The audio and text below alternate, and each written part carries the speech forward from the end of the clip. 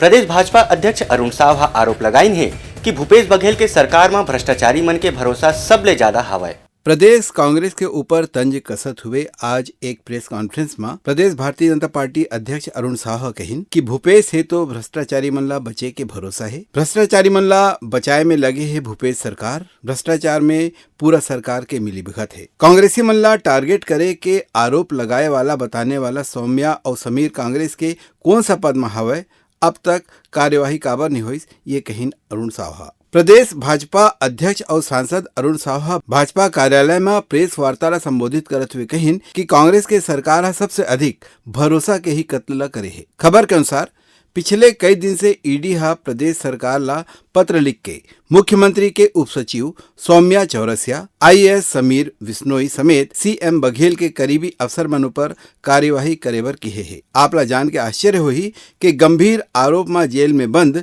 सौम्या चौरसिया अभी भी मुख्यमंत्री सचिवालय में उप सचिव बने हुए है, ऐसनो कहना है अरुण साव के। श्री साव कहिन कि आप सीएमओ छत्तीसगढ़ के वेबसाइट में देखो, एकर स्क्रीनशॉट है मोर में, जिन में आज भी सौम्या उप सचिव है, जबकि शासकीय सूत्र के हवाला से ये समाचार महीना पहले प्रकाशित कर दे रही से कि सौम्या और बिश्नोई समेत सबो आरोपी मन ला निलंबित कर दिए गए है और आज ईडी ला कार्यवाही पर पत्र लिखे बर पड़त है।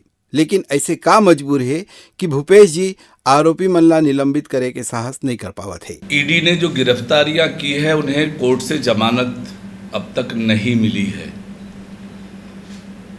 और जो गिरफ्तारियां हुई है उसमें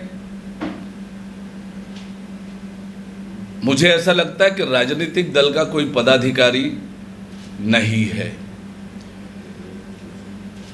अभी आप सबके माध्यम से ईडी ने जो राज्य सरकार को पत्र लिखा है उसकी जानकारी हुई।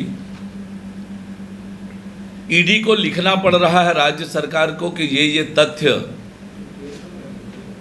इन अधिकारियों के खिलाफ आए हैं और राज्य सरकार को जो अधिकारी गिरफ्तार हुए हैं इन्वेस्टिगेशन में ईडी के पास जो तथ्य आए हैं वो राज्य सरकार को विस्तार से उन्होंने लिखा है।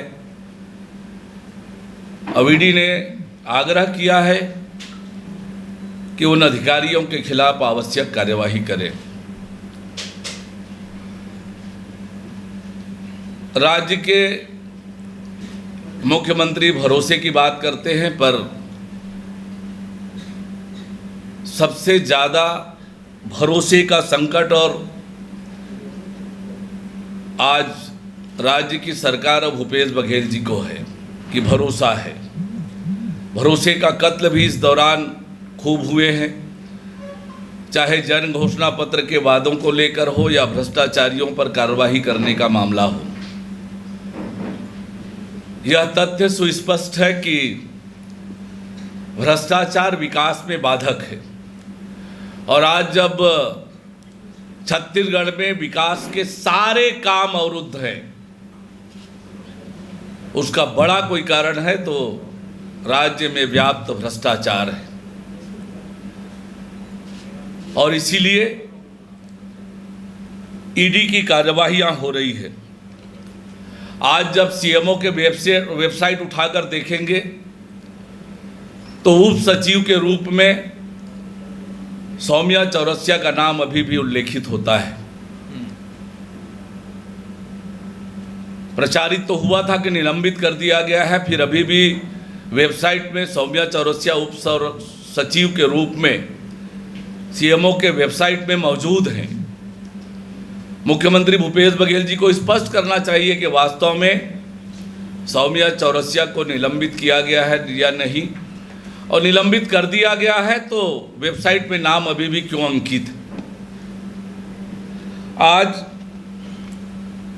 ईडी के पत्र से स्पष्ट है कि तथ्यों के आधार पर ईडी ने पत्र लिखकर राज्य सरकार से आग्रह किया है कि वे सुसंगत कानून के तहत कार्यवाही करें। राज्य सरकार ये कार्यवाहियां कब करने वाली है ये स्पष्ट करना चाहिए और बार बार अलग अलग मामलों में तुरंत एसआईटी बनाते हैं। गिरफ्तारी के बाद अब तक राज्य सरकार ने क्या कार्रवाइयाँ की है भ्रष्टाचार और भ्रष्टाचारियों के खिलाफ, ये भी राज्य सरकार को स्पष्ट करना चाहिए। सीएमओ के ये अभी निकाला गया है। ब्यूरो रिपोर्ट उत्तलंघा न्यूज।